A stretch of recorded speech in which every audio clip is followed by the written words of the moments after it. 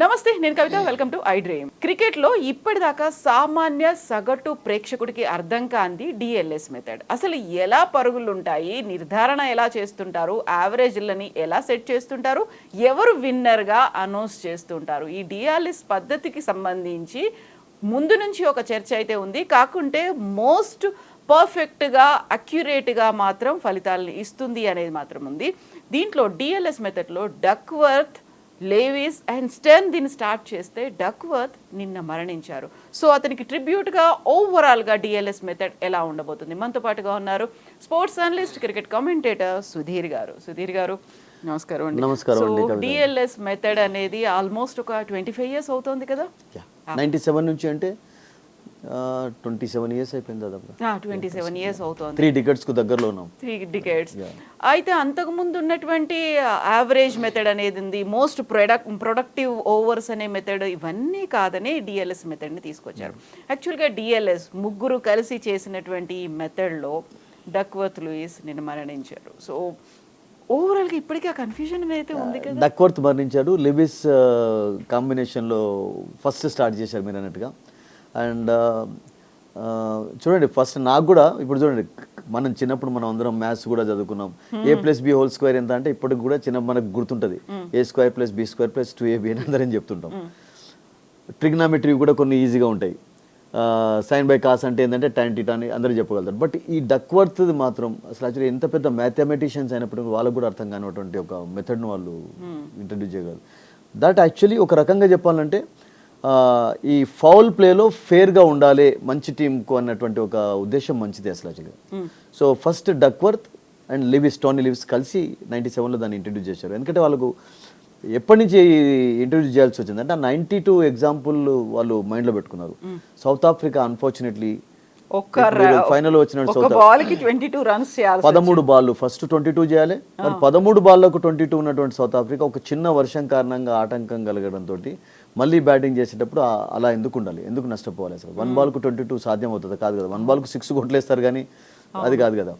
So అటువంటి situation నుంచి కొంచెం ఫేర్గా ఉండాలి, ఫౌల్లో ఫేర్గా ఉండాలనేటువంటి ఒక దాన్ని వాళ్ళు కనిపెట్టారు.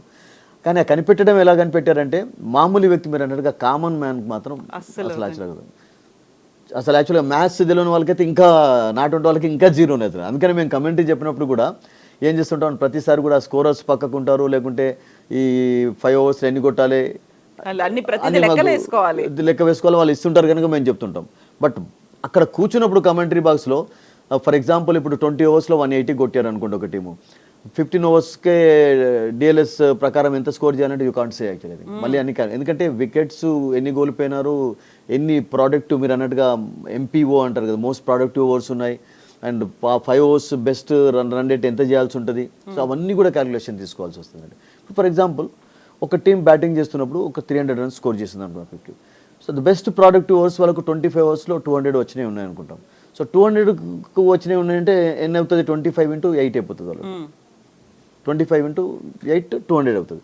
సో నెక్స్ట్ బ్యాటింగ్ చేసే చేజింగ్ టీంకు 201 టార్గెట్ అవుతుంది అన్నట్టు అసలు. So that is very difficult కదా. అంటే చేజింగ్ టీంకు ఎప్పుడు కూడా ఈ డక్వర్త్ లెవిస్ దాని ప్రకారం ఒక ఛాలెంజింగ్గా ఉంటుంది.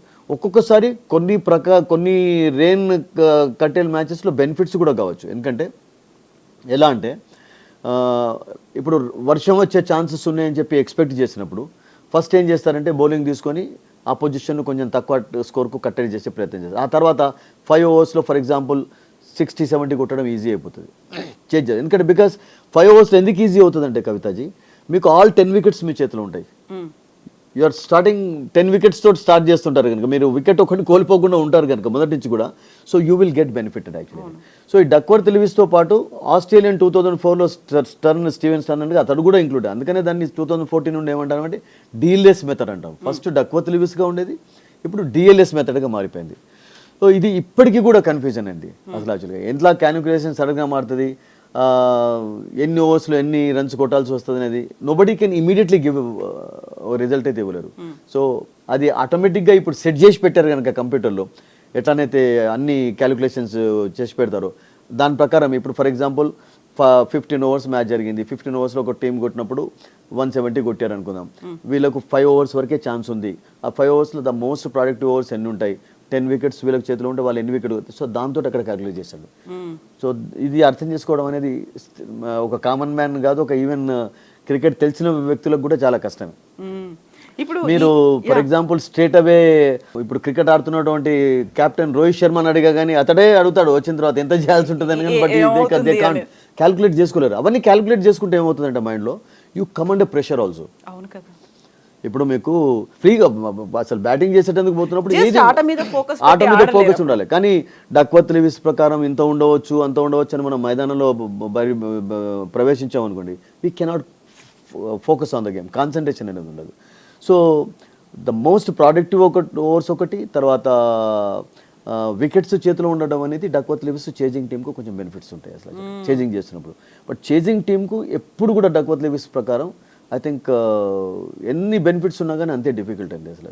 చేజింగ్ సిమ్స్ అంత ఈజీగా చేజ్ చేయలేవు, ఎందుకంటే ఒక best productive overs for example ఎక్కువ రన్స్ ఇచ్చినవి ఉన్నాయి వాళ్ళు లెక్కలోకి తీసుకున్నట్లయితే, అంటే 50 ఓవర్స్ మ్యాచ్ 24 ఓవర్స్కే కుదించినట్లయితే ఆ 24 ఓవర్స్లో ఎక్కువ రన్స్ ఏవైతే వచ్చినాయో అవి స్కోర్ చేయాలంటే నాట్ ఈజీ. అంటే 10 వికెట్స్ చేతిలో ఉన్నా కానీ ఒక్కొక్కసారి కష్టం అవుతుంది అసలు. I think but it's good actually, ఎందుకంటే ఫెయిర్ రిజల్ట్ అనేది అయితే వస్తున్నది కనుక it's been accepted, everybody is happy with that actually. I think అన్ని సెట్ అయి ఉన్నాయి కనుక now they are happy actually and it's continuing. But మీరు అన్నట్టుగా డక్వర్త్ లేకపోవడం 84 ఇయర్స్ వయసులో అతడు యూనో కాలం చేశారు just day before yesterday. So I Dreams తర్వాత మీరు అన్నట్టుగా అతనికి ట్రిబ్యూట్ తెలియజేద్దాం, because the master of this method actually. I think of course తర్వాత లివిస్ వచ్చాడు, టోనీ లివిస్ వచ్చాడు, ఆ తర్వాత మరొక ఆస్ట్రేలియన్ ఇంక్లూడ్ అయ్యాడు.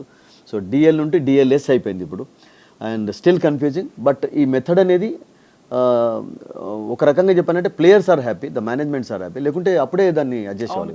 ఇప్పుడు గతంలో ఎలా ఉండదంటే, ఇప్పుడు చిన్నగా చెప్పాలంటే 20 ఓవర్స్లో 120 కొట్టారు, 10 ఓవర్స్కు కుదించారు. 20 ఓవర్స్లో 120 అంటే ఎంత మన ఈజీ మ్యాథ్, 20 into 6 ఎంత ఎన్ని అయిపోయినాయి, 120 అయిపోయినాయి.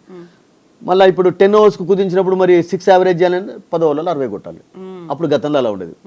ఇప్పుడు మేము చిన్నప్పుడు ఆడుతున్నప్పుడు కూడా ఎలా ఉండదు అంటే 20 ఓవర్ల మ్యాచ్లు ఆడేది కదా, 20 ఓవర్ల కంటే ఎక్కువ ఆడకపోయేది ఎక్కడైనా కానీ బ్యాటింగ్ మీద.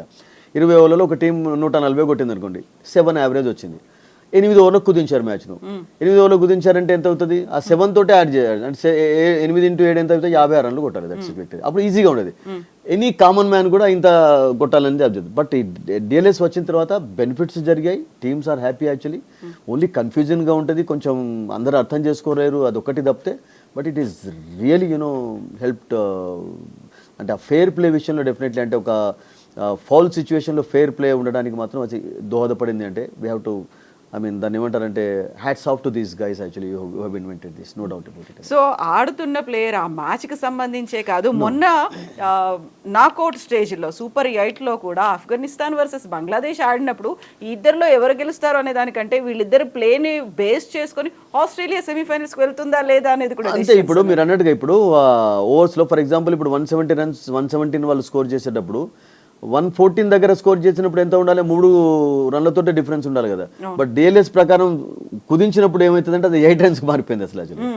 అది అర్థం కాదు, అంటే అక్కడ రన్స్ కూడా పెరుగుతాయి, అర్థం కాదు. అంటే అంతే ఆ కుదించిన ఓవర్స్కు రిజల్ట్ చూస్తారు కనుక ఆ రిజల్ట్ అనేది ఫైనల్ అదే అవుతుంది అసలు.